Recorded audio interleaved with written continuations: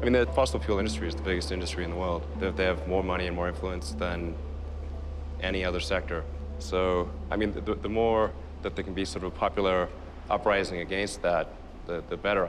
But I think the scientific fact of the matter is we are unavoidably headed towards some level of harm. So the sooner we can take action, the less harm will result.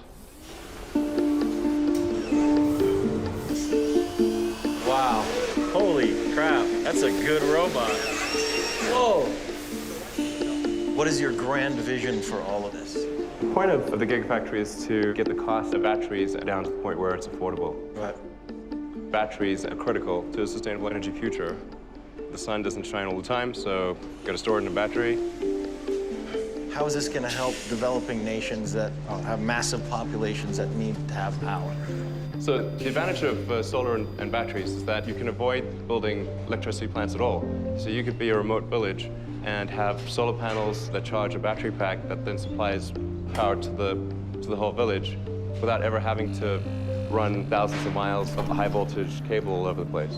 It's like what happened with landline phones versus cellular phones. In a lot of developed countries, they just didn't do the landline phones. They just went straight to cellular. And we actually did the calculations to say, like, what would it take to transition the whole world to sustainable energy? What kind of throughput would you actually need?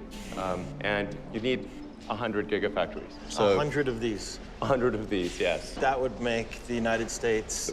No, the whole world. The whole world? The whole world. All energy. That's it? Yeah. That sounds... It's manageable. That sounds manageable. Yeah. The Gigafactory, when it's complete, it'll have the largest footprint of any building in the world. Counting multiple levels, it could be as much as 15 million square feet. So Tesla can't build 100 gigafactories.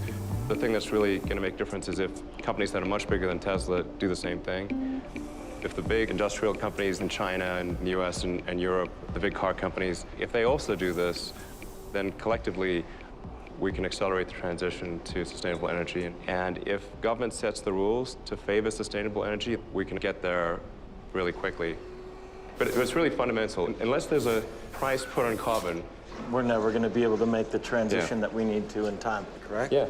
And the only way to do that is basically with a carbon tax.